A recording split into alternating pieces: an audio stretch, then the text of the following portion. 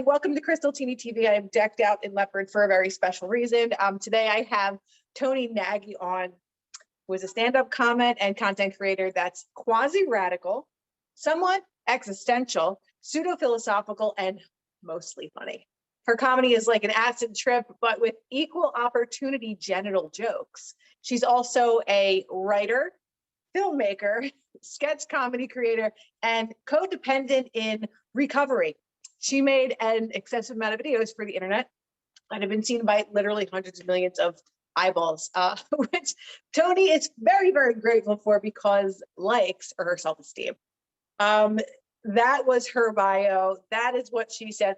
She just can't not be funny. So I am just curious if Toni joining us today will be doing a little bit of choreography or freestyle type interpretive dance that she often does for her videos. So I'm really excited to hear all about her because I don't know much about her background. I want to know if she has a dance background, and we are going to have a great time. Hello. Hello. Here I am. There you are. Wherever that is, that space that you're in is like the most magnificent thing I've ever seen. Like all your videos, you're in with all this wood in the back. And I'm like, where is she? I'm a big believer of wood. Yeah. Yeah. And my biggest question, do you have a dance background? I do have a dance background. Yes. I actually have been dancing for quite some time, and I own a dance studio and I teach dance. Do they think you're out of your mind? Like, how well, is this interpreted? It's funny because, you know, the thing about dance that I find interesting as an art form is that technique is very specific, right? And when you work with technique and have, you know, perfect alignment and perfect lines and perfect turnout, you know, there's an expectation within that I feel can often limit you as a creative person. And so although technique is incredibly important for your alignment and like how you move your body and having some awareness about it, I really love to like deconstruct what I think beauty is or what I think perfection is, and then use that as a different kind of language. So it's like the way I express myself in the videos is going to be like vastly different than what I do in class. Because in class, I'm like, you need to drop your tailbone and like pull in. But that's not exactly funny to do in a video. I'm always kind of trying to like contort in a new way. But I give you so much credit for that because I dance professionally and I danced since I was 3 years old. So I have a dance background, and just for you to just like allow your body to just move in really like strange and funky ways and like make it work and not think at all about that like alignment, perfection, you know, like what are people going to think kind of thing. Like that's a hard thing to do, especially coming from someone that is a dancer. You have a dance studio, you are a dance teacher, you teach all that structure, and then you just literally like allow your body to just do really crazy shit and you just sell it. And it's like, this is so just pure brilliance. Like, oh, I love that. I mean, I kind of like I like to think of Picasso in the sense that Picasso was this really, I'm not comparing myself, PS, to the talent of Picasso, but just any modern artist. But he was someone who I was thinking about, who he really knew how to do like the status quo fine art. And then he then deviated from that. And I do think there's something meaningful about learning structure and then deconstructing it in a way that if you didn't learn the structure to begin with, you're not exactly as clear as what you're deviating from. So it's interesting about education. It's like, I think the most profound thing about education is actually rejecting it, but you have to learn it to reject it. Right. Very, very true.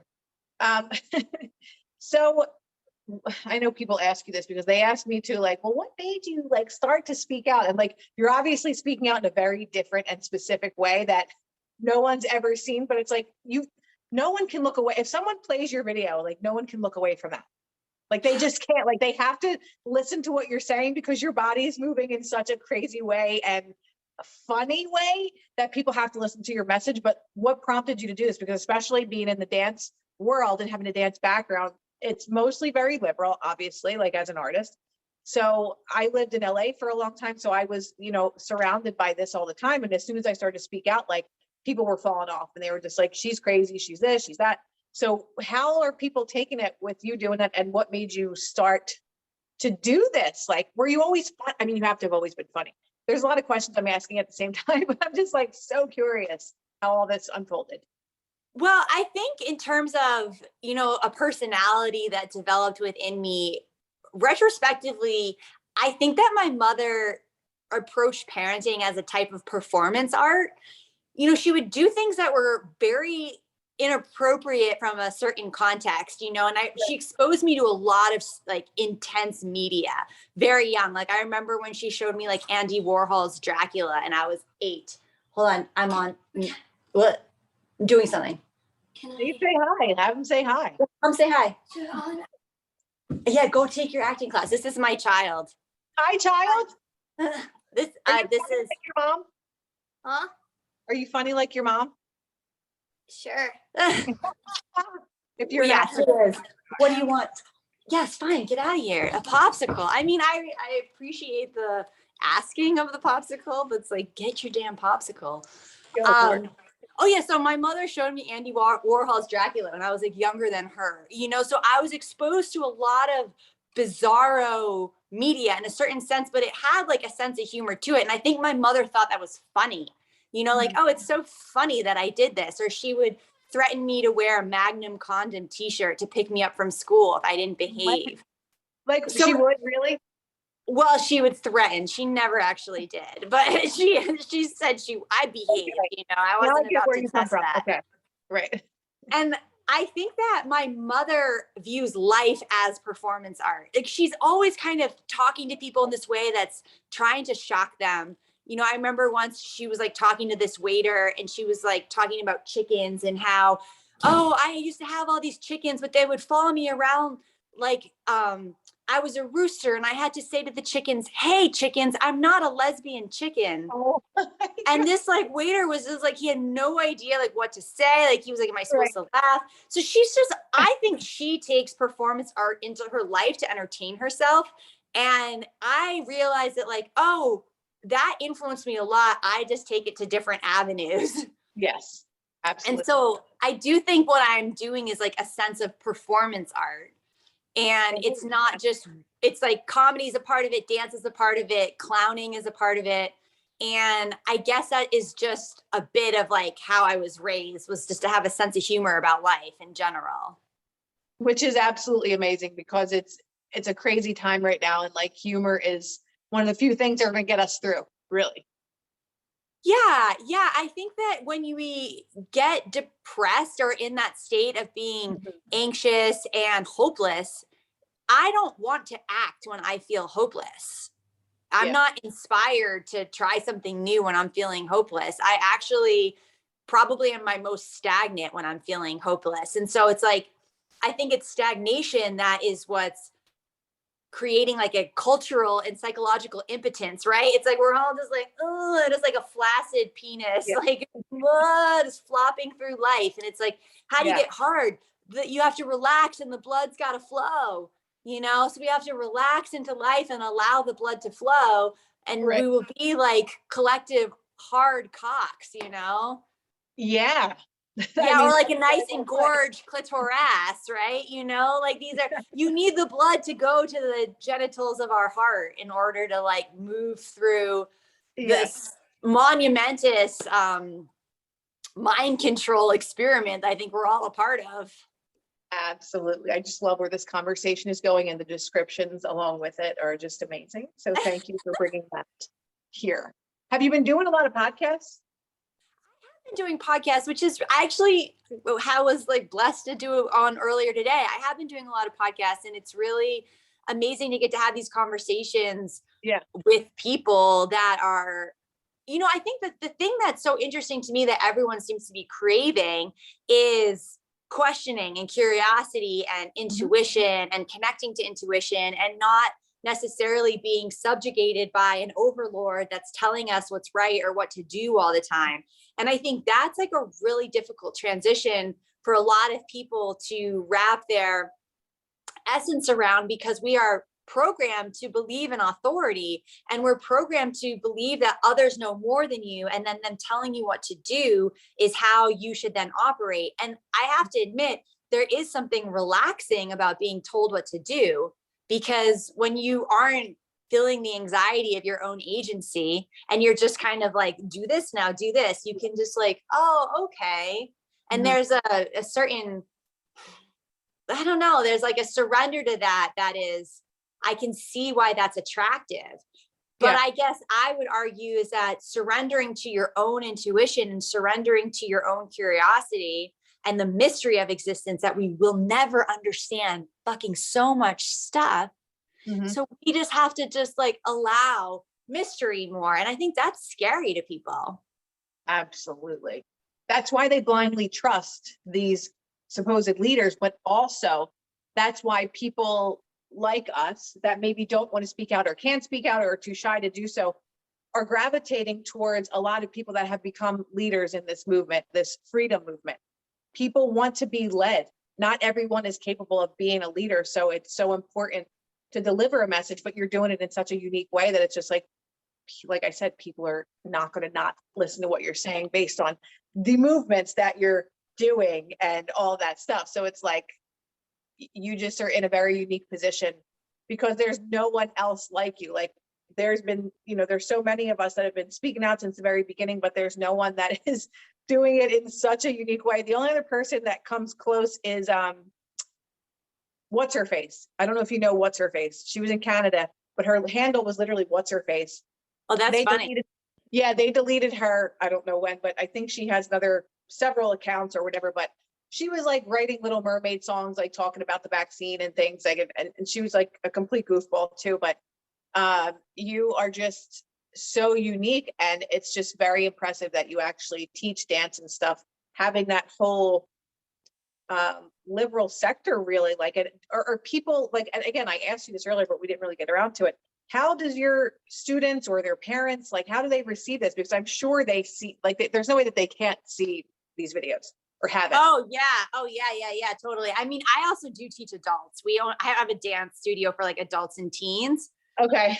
Because I was more interested in working in a non-censored environment, just from a creative person and the performances that we do. So I also think there's not a lot of outlets for adults to dance unless you're a professional dancer. And so I wanted to provide a space for adults to dance. And so, but like, it's funny because my kid goes to school, obviously. And I can tell, like, sometimes when I get on campus, like, people are like, oh, okie dokie, there's that one. But I think the reality is that, like, I want to exist beyond any label of a political label, of a spiritual label, of any sort of like dogmatic box that says, because I believe this, I believe X, Y, and Z. I think that what I'm most interested in is exploring nuance, like both within myself and in others. And I really believe that you don't have to have, comparable opinions with everybody, or you don't have to feel exactly the same with everybody in order to work with them. And how we work together, I think, is going to be rooted in something much deeper than ideology. And it's when it's like, almost like, I feel like there should be a mass movement to talk about nothing political for a week, and like, just see how you vibe with people, or just like no comments, no nothing.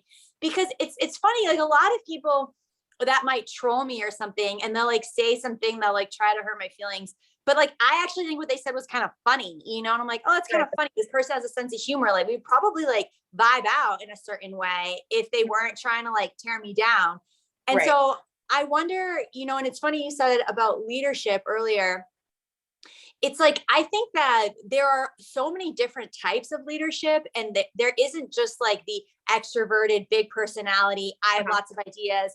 There's also really, people that are like more shy, more introverted, and they have like amazing ideas in terms of organizing and structure and how to, reimagine society, I'm sure. And so I think that what the internet does is it kind of provides this wider net of inclusivity, hopefully, where people that aren't necessarily, in a position normally of which to broadcast their ideas might have that opportunity more. Because I do think that we get a lot of one-sided thinking if we're only getting one type of personality talking all the time. Yeah, absolutely. And again, that is also what you bring to the table is you put this creativity into it and it makes people look at things differently. Like in the beginning, when I was making videos, I was so angry and like people related to that anger, but then I was attracting like a lot of people that were just like all about this fight, fight, fight and all this stuff. And like, that's not where I wanted to be. I was never into politics. Like I'm more of just like you, like open-minded, just why can't we all have different opinions and still be friends and everything? Like I lost a lot of friends in LA and stuff after I began speaking out. So when you put this creative spin on it, it allows other people to come forward to listen to that message because it's like, you know, you look at you and it's just like, you're so harmless, you're funny, you just have this great energy that makes people like want to listen to what you have to say. Whereas maybe people saw my videos, they're like, she's angry. Like, you know, people were telling me that they were going to die because of what I was saying. And like, they just didn't like the energy that I was putting out there. So after doing like some spiritual work and some energetic work and stuff, like I realized what I'm putting out there. I mean, righteous anger is one thing, but I was like a maniac. Like I was just angry all the time. And I was just very like in a hateful space at that time in the very beginning. But like, I've just come so far now that I want the inclusivity, whether you got a vaccine, you didn't, whatever your beliefs are, like yes, we're all capable of getting the information that is out there. But again, there's a lot of people that just don't have the time to maybe read that information. So they trust sources that they've watched for 15, 20 years or whatever it is. So you're just, I guess my point is that you just are bringing something so unique in the mix of this. And it is very inclusive because watching you is a form of entertainment, but there's also a message behind it. Yeah, I definitely try to, everything I do have some sort of like either overt or more subversive hidden message. And I think the thing that's kind of interesting that you were mentioning is vibration, right? And it's like what vibe you're putting out is going to be connected to the vibe you're bringing in. Not always, but oftentimes, right? And I think it's interesting when we think of the concept of anger and then also performance, because you or I, when we are in a space where we are trying to connect to an audience, what has to happen is there has to be a dance between us and the audience. And that is a certain responsibility, right? Because it's like, I am going to be infiltrating somebody's psyche with my energy or my vibe or my comments or my ideas. And to what extent what do I owe that person that's watching me? And what is the exchange? And so it's like, when I'm doing stand up and I can see the people, you know, do I tailor my act to the energy that they're putting out there? Or do I make an intentional choice to maybe make them uncomfortable and see if that makes them laugh? I think the whole thing is that connecting to people isn't always about making them feel good, because sometimes I actually want to make people a little uncomfortable, but my intention underneath that desire to make them to feel uncomfortable is still like coming from a place of deep love and like wanting to connect, you know? And so that's where I feel like it's like when we connect to the love and the desire to connect and be loved, because that's what I want. I want to share love and receive love. And it's like, it's funny, like even if you're not getting along with someone caused you a lot of pain, right? And then you're focusing on the pain and you're like, oh, the pain that they caused me. Underneath that pain is just like that you love that person and that it hurt because you love them.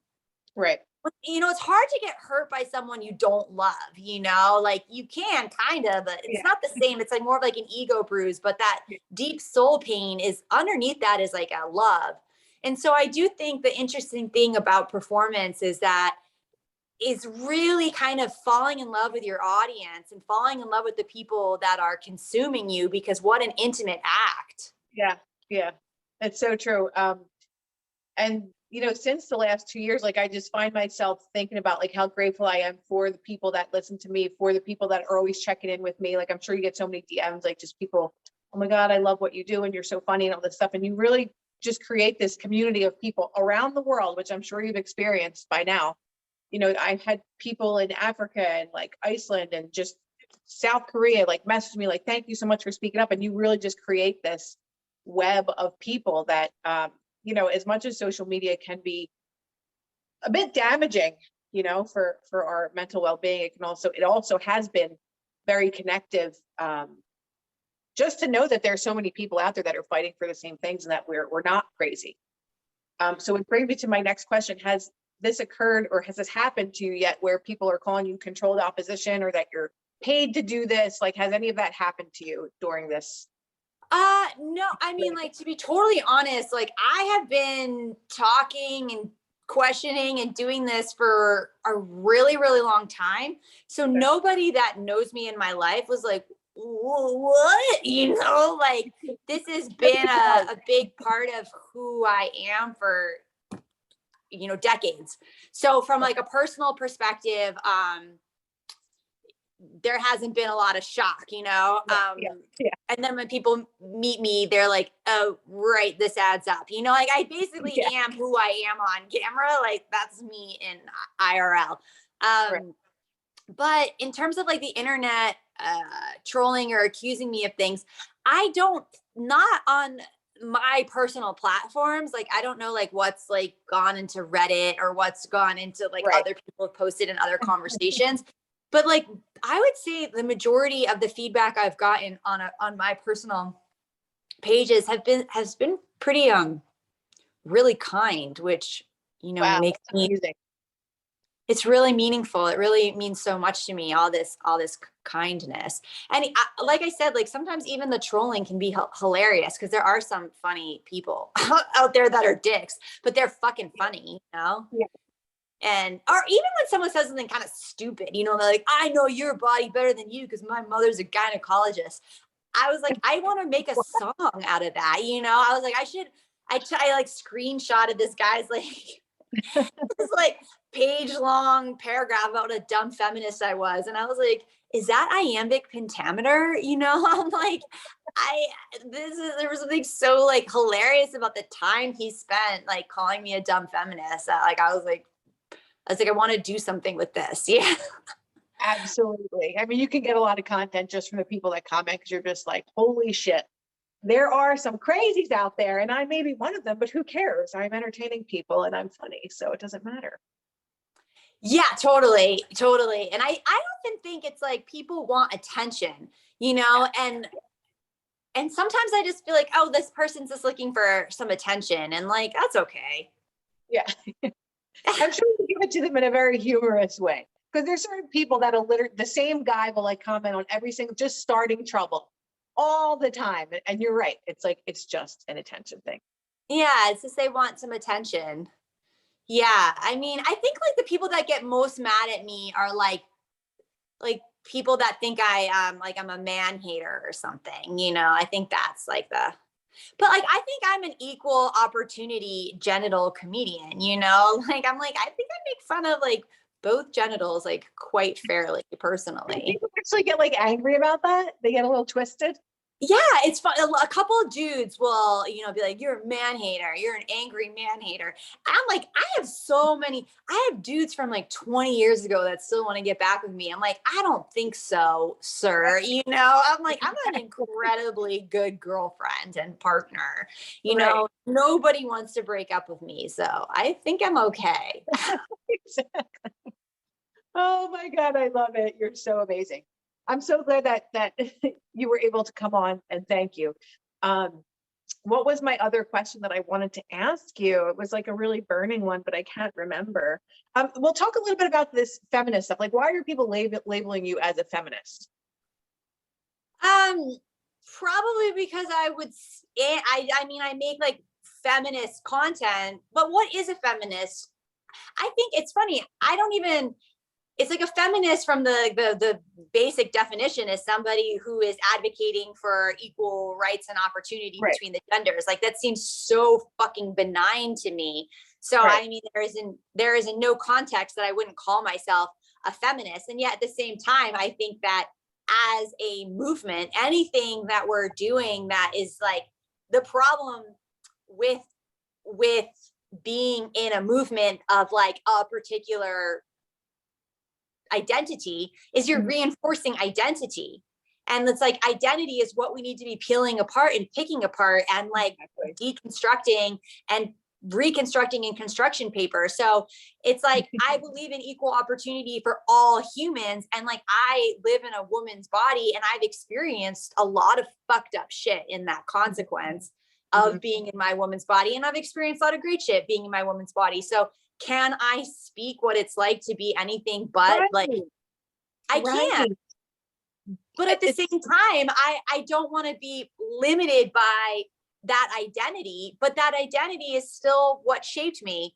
So, and then I think like dicks are funny and penises are funny and like I make fun of them. And like, I think dudes can be funny, but I also make fun of women. So I think there is just a fear that exists with people when they feel that they're personally being attacked. And it's like, the irony is I attack myself and my own identity or my own personality traits all the time, you know? It's like, is that okay? relax. Like, can you do that? Yeah. Like, is that all right with you? But like some people make fun of women and it's really funny and I can laugh at that. Like, that's totally fine. If you're funny or you're interesting, you're making a point. Like what I get annoyed about is like hacky shit, you know? Yeah. Okay, that was the question that I wanted to ask you. Like, since you're into comedy, you've been for a really long time. How, I mean, it's shifted so dramatically that it's like you can't talk about anything without someone being offended. Like, as a comedian, like, how do you even like? It's like, what are we allowed to say? Well, I think it's a lot about. I go back to the intention behind what it is what we're saying. You know, and so it's interesting. You can see a lot of people getting away with a lot of stuff, but it's because where they're coming from, you trust as an audience member, and there isn't like a vitriol inside. So it's like, I would suggest to any person that still has confused emotions about something or someone, like if you have confused emotions about your mother that are ultimately negative, do not talk about your mother on stage, because that is what the audience is going to pick up on in the quantum level. You have to talk about relationships or things that you feel pretty like at peace with, because then you're coming at it from this different kind of place of understanding, compassion, empathy, interest, curiosity, even if you are making fun of it, which is like, it's like, I've been betrayed by men in many myriad of ways, you know? And there was a time when I was angrier at men because I was like so violated. And yet through time and through my own healing, I've worked through that more. And therefore I can talk about men in a different way, for example, or like a partner or whomever. So I actually think that it's like, what is cancel culture? It's ultimately trying to create boundaries. And that is like interesting, you know, like boundaries are interesting because that is what makes us kind of stop and not be lazy. As comics, if you don't have boundaries, you can get lazy and you can just like, and make like body shaming jokes, which is like, is that okay? Great. You know, it's not that tacky, but if you're like, hey, don't body shame, it's like, okay, well then if I still want to talk about something, how can I make that more interesting and dynamic so I can still talk about something? I don't know, if you want to talk about race as a white person on stage, there are 100% ways that you can do that, but you have to be smart. You have to think about it. You know, you have to like, what are you really fucking saying? You know? And like that's where I think that even though I know a lot of people feel censored and stifled, it's also like an opportunity to dive deeper into your creativity and to dive deeper into like how to communicate and be smarter about it. But I do think that the toxic part of canceling people is when you think you're so much fucking better. Right. You know, it's like, 100%. Oh, you've never said something you regret, or you've never said something stupid, or you've never had to like learn something was like inappropriate and then grow from it. You know, that's the thing that drives me nuts is the what's that when you're so like self-congratulatory, self-righteous. Right. You know, I think there's a self-righteousness about pointing the fingers at others rather than recognizing, you know, 3 fingers back in the teeth. It's a joke. Just go and live your life. Just leave everybody alone. Laugh a little, maybe enjoy your fucking self. Or just be like, oh, well, I would do this differently. And then that person can be like, this is how I want to do it. Or like, maybe I'm going to grow from this. There is no space for personal growth when you're just like, you're a fucking asshole, you're done. That's Yep. where I think shit's problematic. But then at the same time, people do have to grow. You know, like some people have done some stupid fucking shit, or like not only offensive, but like really toxic and, you know, painful stuff. And they have to think about like, oh, I hurt someone and now what? Right. But we've all hurt people. Yeah. With this like Great Awakening thing, like it's now become like frowned upon from the powers that be for us to have that kind of growth. Because if we start to uncover things that maybe we're not supposed to, or and see things that we aren't supposed to see, people will become more powerful.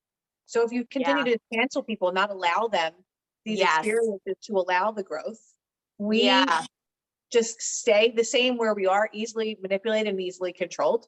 And, you know, so no, I like that analogy, is that if we as a society don't forgive each other, and we as a society don't allow space for rethinking and reimagining our thoughts and our programming and our conditioning, then how, if we're not letting each other do it, then how are we all going to do it together? It's like, it's almost like, you know, if you're in a friendship or you have a kid or you're in a relationship, you leave space for mistakes to be had. You have to leave space for evolution. Like, to have this expectation that you're going to get into a partnership and not hurt each other, that's ridiculous, you know? And that I think it's like, what I want to practice is radical forgiveness and radical empathy. And like, and people have to be open to like being humbled.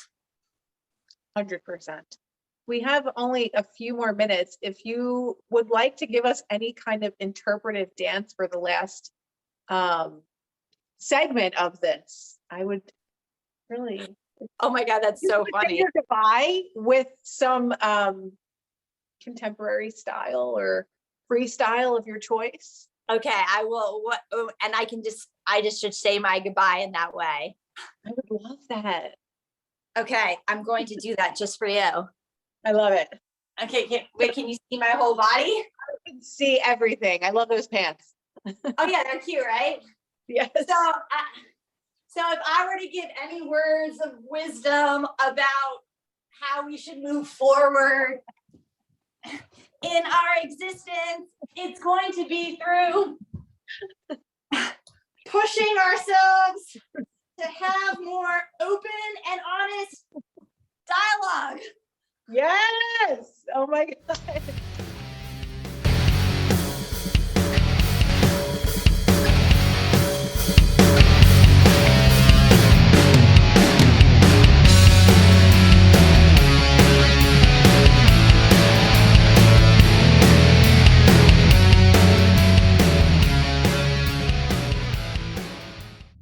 This fall, join Krystal Tini and a group of conscious community experts for a 4-day, 3-night soul retreat. Daily yoga, wellness speakers, gorgeous location, and vegan meals are all included. To learn more about the retreats, please visit krystaltini.com, wait for the pop-up, and sign up to opt in and receive details about our speakers, the activities, the location, and more. We can't wait to share with you all about Krystal's upcoming wellness retreats.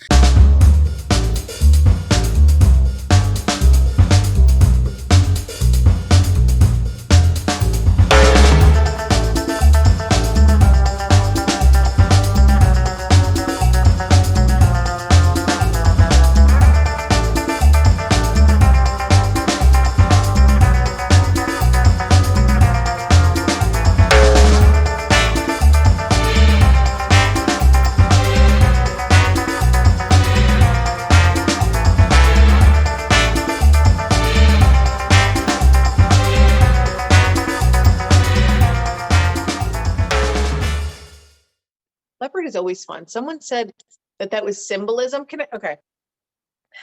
I love leopard. I'm Italian. I mean, what Italian woman doesn't love leopard?